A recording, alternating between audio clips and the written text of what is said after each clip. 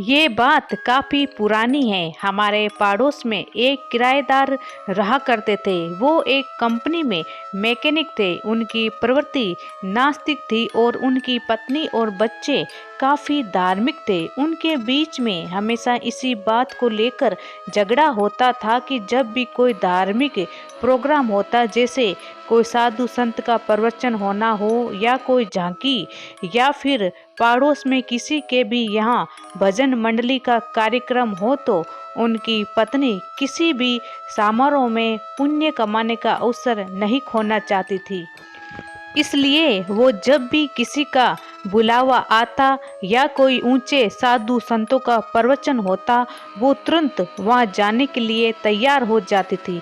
यही बात उनके पति को अच्छी नहीं लगती थी, क्योंकि उनके इस तरह के बुलावों में जाने से उनके दैनिक कार्यों में रुकावट होती थी।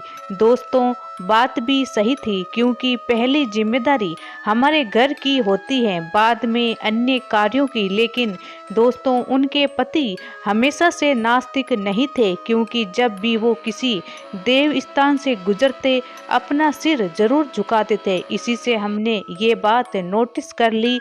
ये अंदर से धार्मिक तो जरूर है, लेकिन इनके नास्तिक होने का काफ़ी श्रेय इनकी पत्नी को जाता है, क्योंकि इंसान के क्रम और भाग्य दोनों एक साथ चलते हैं। आप चाहे कितनी भी अच्छी किस्मत लिखा के क्यों न लाए हो, फल तो क्रम के अनुसार ही मिलेगा। इनकी पत्नी को घर के मकान की बहुत लालसा रहती थी, और भाग्य ने साथ दिया तो उनके होम लोन की दिक्कतें दूर हो गई और उन्होंने अच्छा सा मकान खरीद लिया। दोस्तों, अब यहाँ से बात शुरू होती है। उनकी पत्नी ने उन अंकल को पूजा पाठ और हवन शांति गृह प्रवेश को बिल्कुल सिरे से नकार दिया और घर में शिफ्ट हो गए। उस घर में जाते ही सबसे पहले तो उन अंकल को भगवान की तस्वीरें लगाते ही कील से गहरा जख्म हो गया और खून की धार जमीन पर गिर गई। उनको 7 टांके आए। घर में शिफ्ट होने के बाद वो कुछ समय के लिए कहीं बाहर चले गए। वापस आए तो उनके साथ अजीब अजीब बातें होने लगी। उनको रात में कभी कभी ऐसा महसूस होता कि कोई उनके पास से होकर सीढ़ियों की तरफ जा रहा है, तो कभी कभी उनको नींद में ऐसा लगता कि किसी की आने की झपकी पड़ी हो। अब इस तरह उनको 2-3 महीने हो गए। फिर एक दिन और एक बात हुई। उन अंकल की तबीयत खराब हो गई। सब जांचें हो गई, लेकिन कोई समस्या नहीं आई। लेकिन वो अंकल अपनी पत्नी से कहते हैं कि मुझे बहुत घुटन महसूस हो रही है और मन भी खराब हो रहा है। वो अपनी पत्नी से बोलते, पता नहीं, मुझे बार बार ऐसा लग रहा है कि बहुत जी भरकर रोऊं। दोस्तों, यहाँ आपको ऐसा लग रहा होगा, ये क्या बात हुई, कोई अपने आप क्यों रोएगा? लेकिन दोस्तों, जो मैंने सुना वही बता रही हूँ। आगे चलते हैं दोस्तों। उसके बाद वो अपनी पत्नी से बोले कि पता नहीं, पर मुझे लग रहा है कि मैं अनाथ हो गया हूँ और सब मुझे छोड़कर चले गए, इसलिए मुझे रोने की इच्छा हो रही है। उनकी पत्नी बोली, ये क्या बोल रहे हो? कहाँ सब चले गए? ऐसी बातें क्यों कर रहे हो?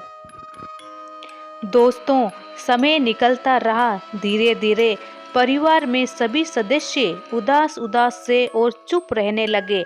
कोई किसी से ज़्यादा बात नहीं करता था।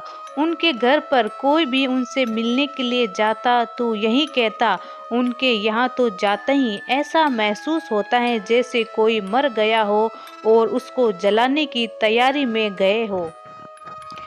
और घुटन सी भी और रोने जैसी हालत हो जाती थी। अच्छे कर्मों का फल हमेशा मिलता है, तो शायद ये उनकी पत्नी के अच्छे कर्मों का ही फल है कि एक दिन एक सारंगी बजाने वाला, जिसको हम लोग कमली भी कहते हैं, उधर से गुजर रहा था।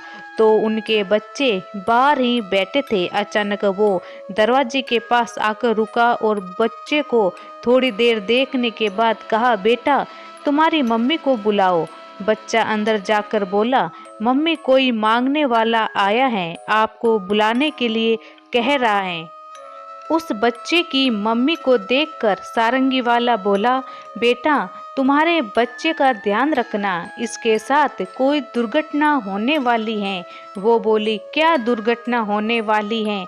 वो बोला, तुम उसे रोक नहीं सकते, जो होना वो तो होकर रहेगा, हम उसे नहीं रोक सकते हैं, पर जितना जल्दी हो सके इस मकान को छोड़ दो, या फिर इस घर में गायत्री पाठ या दुर्गा सप्तशती का 9 दिन तक अखंड पाठ करा लेना, नहीं तो तुम यहाँ चैन से नहीं रह पाओगे और कुछ भी हो सकता है। वो सारंगी वाला चला गया।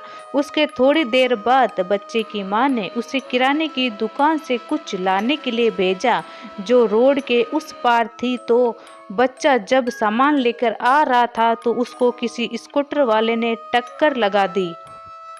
इत्तेफाक से बच्चे को भी 7 टांके आए। अब जब से वो सारंगी वाला बोलकर गया, तब से वो घर में दहशत सी फैल गई।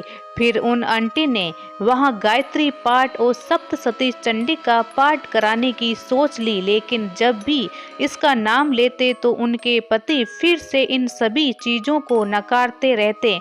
उनकी पत्नी की स्थिति ऐसी हो गई जैसे एक तरफ कुआं, एक तरफ खाई और बीच में शेर। एक तरह से देखा जाए तो जब भी इस घर के शुद्धिकरण की बात आती तो हमेशा नकारात्मकता सोच ही उभर के आती थी। एक दिन उन अंकल के कोई रिश्तेदार उनसे मिलने आए, जो भजन कीर्तन करते रहते थे। उन्होंने भी जब वो जाने लगे तो वो बोले, तुम ये मकान जल्दी से छोड़ दो, नहीं तो कुछ भी हो सकता है, मुझे यहाँ कुछ अच्छा नहीं लग रहा है। फिर काफ़ी जनों की राय लेने के बाद उनको वो घर छोड़ना ही पड़ा। फिर कुछ महीनों बाद वो आंटी एक बुजुर्ग महिला से बातें कर रही थी, तो बातों बातों में उस मकान का जिक्र चला। तो उन बुजुर्ग महिला ने बताया कि यहाँ पर एक लड़की छत से गिर गई थी, और जब दूसरा परिवार जब रहने आया तो एक दिन घर में करंट फैलने से 7 लोग एक साथ मर गए थे। ये घटना उन बुजुर्ग महिला के शादी के समय के आसपास की घटना थी। तो दोस्तों, इस पूरे घटनाक्रम में 7 के आंकड़े का माजरा समझ के भी समझ नहीं आया, लेकिन इस किस्से में एक बात तो सही है कि बिना मुहूर्त और पूजा पाठ के कोई महत्वपूर्ण काम करने से क्या क्या अनहोनी हो सकती है।